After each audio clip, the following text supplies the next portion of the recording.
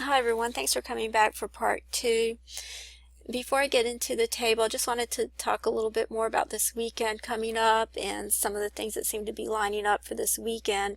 And the reason I mentioned the New Year's for trees that's coming up is because I thought that was interesting that there's a New Year's Day over here, and there was actually a New Year's Day the day before or the week before the Super Bowl weekend coming up, which was yesterday. It was January 28th, and according to Google, that was a New Year's Day. I can't remember what it was a New Year's for, but in between these two New Year's days, you have the Super Bowl weekend coming up. And I just thought that was interesting in light of the song by U2, which talks about New Year's Day, which I've talked about before in one of my videos that were on Christmas and Hanukkah, how that song seemed to be prophetic.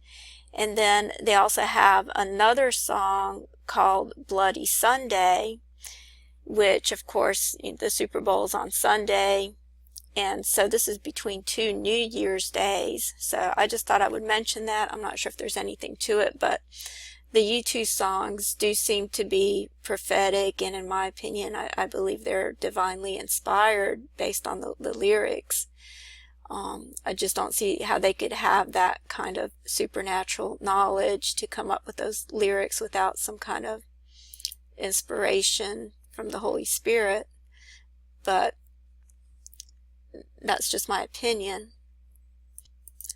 But then there's also the I Pet Goat 2 movie, which Arthur Prudent was talking about that here in this video, where he had a dream about something happening on New Year's or January 1st, and there was this imagery here in the I Pet Goat movie with fireworks, and I believe they have fireworks at the Super Bowl games as well, so that might have been an indication of the time frame. And then I had talked about in another video how there's this girl in the I Pet Goat movie that has a heart on her cheek, on one cheek, and then she has this other symbol on the other cheek, which I had talked about how I believe that symbol is actually saying no Jesus, because I had talked about it in this video over here, how the sign of the fish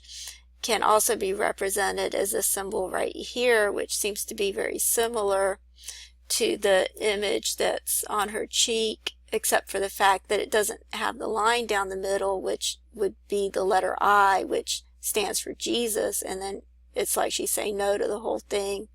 So to me, it looks like that's saying no Jesus. And then she has a heart on the other cheek, which could be given a time frame, indicating that it's close to Valentine's Day. And with the snow in the background, could be indicating winter. And then there's also, in the first I Pet Goat movie, there's these hearts on the wall in the background. On the blackboard, there's some hearts.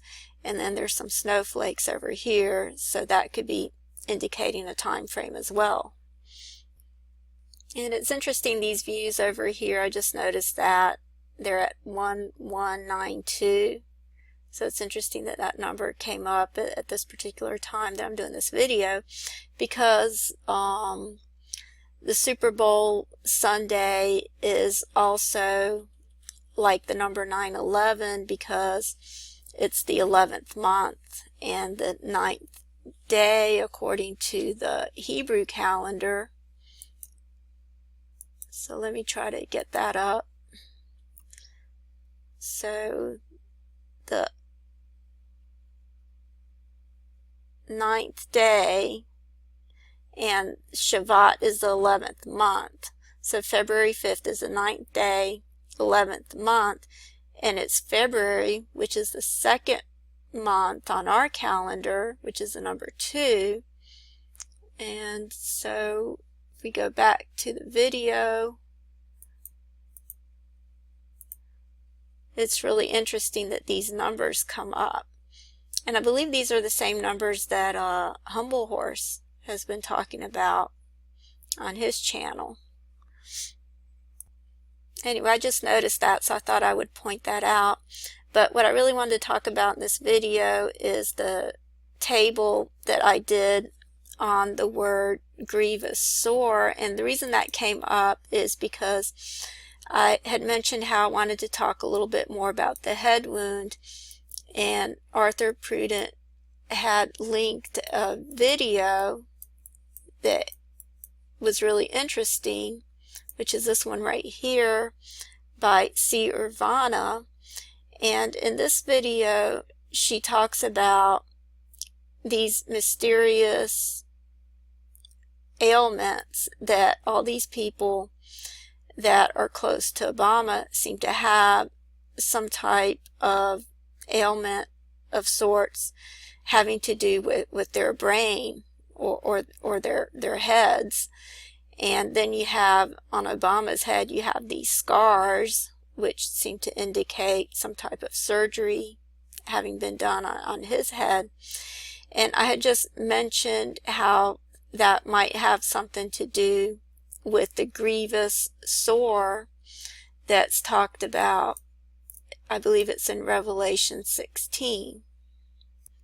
Over here it says, "And I heard a great voice out of the temple saying to the 7 angels, Go your ways and pour out the vials of the wrath of God upon the earth.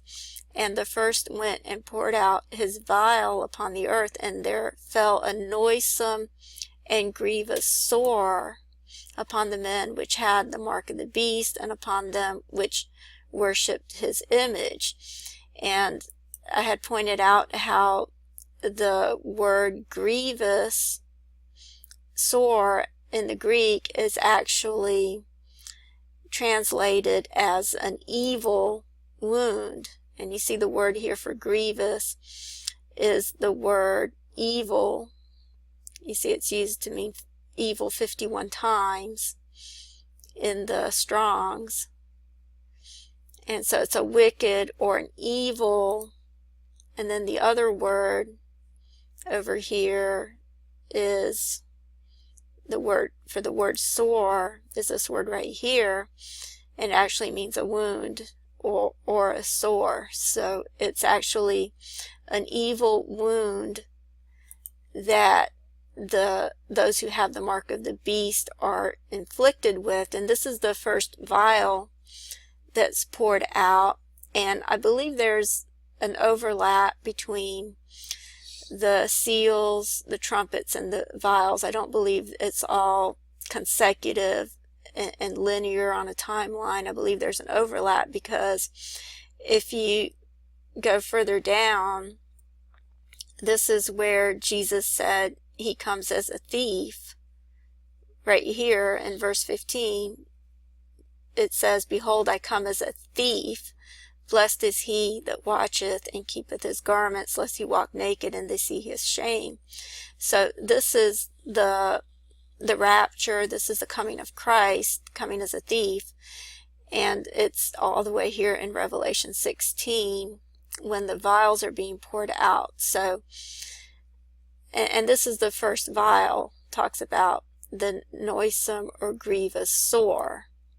So I was saying that it may have something to do with the mark of the beast, that maybe they're doing some preliminary experiments. I'm not really sure what they're doing, but I know that John Roberts, the Chief Justice, that he's the one that had ruled on Obamacare. And then all these people are close to Obama, and they all seem to have something going on with their brains. So I just speculated that it may have something to do with the mark of the beast. And so that's why I mentioned this table that I had done. And that's what I wanted to really talk about in this video. And so I want to go ahead and go over the table. And as you can see, it reads at the top, grievous sore, Obamacare, etch, beast, hand, right. And it's interesting because I had watched this video just a couple of days ago by Dr. Ted Noel on Obamacare, and I thought it was interesting because he called it an abomination of desolation. Or if he called it an abomination, he said that we need to repeal this abomination. Okay, I just played a little bit so I could see what he said exactly, and he did call it an abomination. And I have talked about how I believe the mark of the beast will have something to do with the abomination of desolation. And also wanted to explain this word over here, etch, which I've explained before, that I believe that's a more accurate word for mark, and I'll just show you that in the scriptures. Okay, it's over here in Revelation 13:16, where it says, "And he causeth all, both small and great, rich and poor, free and bond, to receive a mark in their right hand or in their foreheads." And the word for mark is this Greek word right here, which is the word haragma. And as you can see over here, it actually means a scratch or an etching. And this word, it implies the use of a sharp point. As you can see, it comes from this word right here, the word harax, which means a pail or a stake. And this is the word that's used to this day to describe an engraving. For example, if you want to get a bracelet or something engraved, you would call it a haragma. It's actually an etching made with a sharp point or a needle. And of course, they didn't have hypodermic needles back when the when the New Testament was written. That wasn't invented until probably less than a couple hundred years ago. Probably in the 1800s, I believe, is when hypodermic needles were invented. So there wouldn't have been any other way to describe a mark that involved a sharp point other than what they were already doing at the time to make a mark with a sharp point, which is for engraving. And so the reason I thought this table was fascinating is because, as you can see here, it actually, well, first I noticed this word right here. I noticed this word, at first it looked to me like injection. If you take the sub out, the word sub, it looks like the word injection, and of course this would be an injection under the skin, that goes under the skin, which would explain the sub being in there. But the word subjection is very interesting, and I'll just show you the definition for that. Okay, as you can see here, the word subjection means the act of subjecting, and if you look at the word subjecting or subject, let's actually go to subjected over here. You see that it means a person who is under the dominion or rule of a sovereign. And so right over here where you have Obama and then care, and then with the etch inside the syringe, and then you have the word subjection or in subjection, in other words, being in the rule or dominion of a sovereign. Right here, making the point of what looks like a syringe made with the words Obamacare. You have the word in subjection making the point, and then Obamacare looks like the syringe, and in subjection looks like the needle, and then you have here the etch, which most likely would be the RFID chip, the mark that would get injected under the skin. So this all seems to be forming the imagery of a syringe or a hypodermic needle, in my opinion. And so I'm about out of time, so I'm going to go over the rest of these terms and explain this table a little more in the next video. Thank you.